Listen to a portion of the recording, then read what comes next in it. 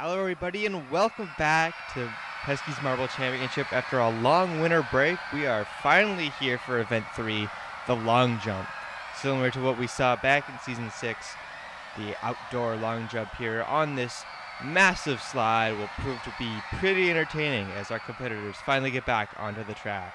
The Shadowrunners are leading the standings after a win and block pushing, and we'll see what they can do here in the long jump. I am joined today with Ramen Powder. How are we feeling about this event? I tell you what, it's been 3 seasons since the last time this was held, so teams perhaps a bit rusty at this kind of discipline here, but we'll see how they take to it. It's very close towards the top of the standings. As you take a look at this first jump by the Shadowrunners, 40.6. That is the benchmark time. We'll see what the other marbles can do. Championship leaders setting a decent, respectable distance. Let's see what the River Rabbits can do. They looked about to be about the same distance, maybe a little bit short. You see here on the replay. And it's just a bit off. Good. Half an inch off, and they'll slide to second place with 39.5. Now the second place team, the last time we had this event, the Leaping Lizards, and they did not leap there. Yeah, it looked like they were angled off, and 35.4 well down on the first two teams. That's, I think, going to be one of the poorest runs of the day, unless the first two runs were really good. We'll have to see. Eclipses, that looked much better. Just from the eye test, that might be the best run we've seen so far. But we'll have to see what it says. 41.9, that is, in fact, the best run we've seen so far. Yes, the Eclipses, they didn't do too well last time we had this event. I believe they got 10th place, but Penumbra setting a good early benchmark through 4 runners. Now we go Team Infrared with Wave. New team, new marble, and they did not get off to a good jump there.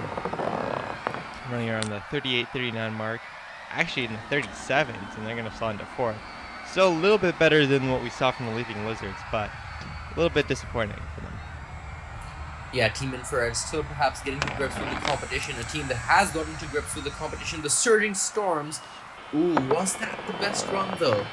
We'll have to see. It looked like a good one. 45 flat. That's a great one for the Surging Storms. And that beats the Eclipses by several inches. They will go into the lead. The bronze medalists from the last time we had this event out. Tornado setting a really good mark here. Now the hosts with Gobi up here, they do a alright distance. 40.4 sets them into 4th. Not bad, but we have seen better. So as we are getting in halfway to this event, it seems getting a little past 40 is the benchmark of a good run here. As we see the Saw Sharks, and that will not pass that benchmark. Yeah, it did not look like a great run here. They seemed a bit high off the jump, and perhaps sacrificing a bit of the distance there. 38.2. Definitely seems you want to be at least 40 to have a run perhaps in the top half. You want to be closer to that mid-40 range like the Surging Storm to contend for the medals or the win.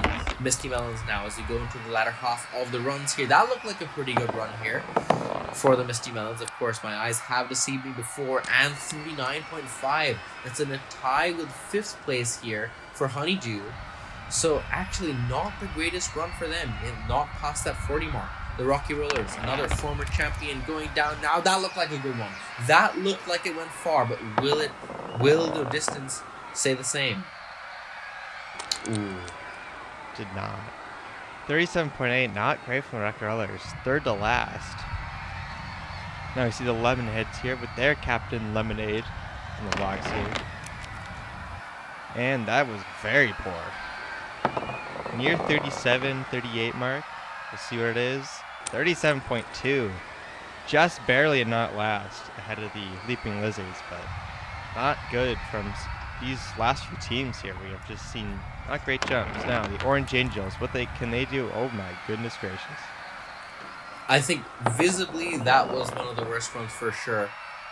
Yeah, 33.7. That is dead last by over an inch, and the Orange Angels getting to grips with the main competition after winning the B-League last time out. It's clearly been a step up for them. Now the defending champions, the Green Dragons, not off to the best start in this season, but that looked like much better than what we've seen in the last few runs. What will the results say here? 40.7. That does clear 40. That's good enough for third place. So I did say you want to get close to that mid 40 range to get into the podium, but in fact 40.7 is still good enough for third. Will it stay that way though? We have 3 runs to go now. Phoenix Force.